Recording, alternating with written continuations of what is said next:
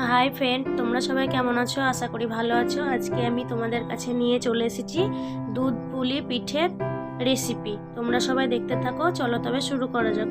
প্রথমে আমি জল নিয়ে নিয়েছি। কড়াইয়ে জল গরম করে অল্প পরিমাণে লবণ দিয়ে আমি এক বাটি চালের গুঁড়ো নিয়ে নিয়েছি। ওর মধ্যে দিয়ে ভালো করে সেদ্ধ করে নেব।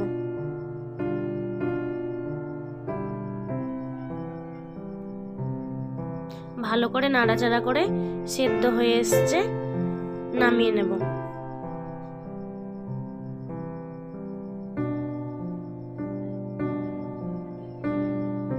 এরপর ভালো করে মাখিয়ে নেব। মাখানো হয়ে গেছে, ততক্ষণে আমি পিঠের জন্য পুর তৈরি করে নেব। আমি এখানে 500 গ্রাম মোয়া নিয়েছি। কড়াইয়ে একটু জাল করে নেব। চিনি এলাচ থেতো করে ভালো করে জাল করে নেব।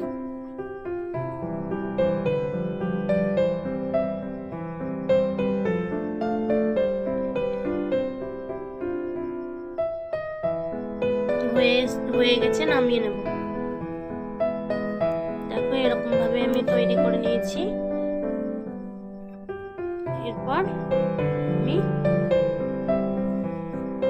এই কিমাগুলো দিয়ে ভালো করে পিঠে তৈরি করে নেব।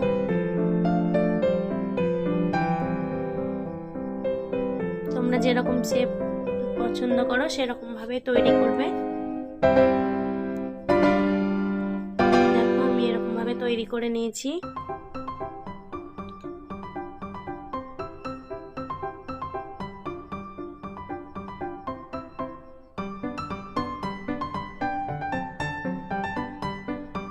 দেখো এরকম ভাবে নিয়েছি তৈরি করে। এটা আর একটা শেপ তৈরি করেছি।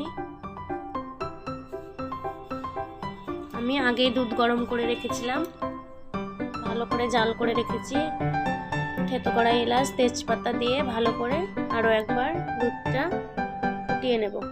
পরিমাণ মতো চিনি দেবো, তোমরা যেরকম মিষ্টি খাবে সেরকমই দিতে পারো।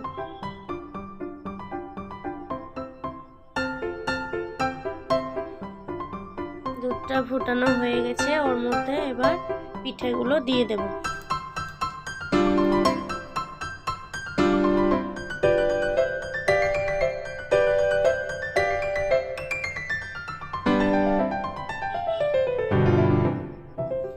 দেখো ফুটে গেছে। আমরা এরকম ভাবেই বাড়িতে দুধ পুলি পিঠে তৈরি করে খাই। তোমরা এরকম ভাবেই তৈরি করে খাবে। আশা করি ভালো লাগবে। ভালো লাগলে অবশ্যই লাইক কমেন্ট শেয়ার করবে। দেখো আমার পিঠেগুলো সেদ্ধ হয়ে গেছে, এরপর নামিয়ে নেব। দেখো পিঠেগুলো কি সুন্দর হয়েছে, একটাও ভেঙে যায়নি।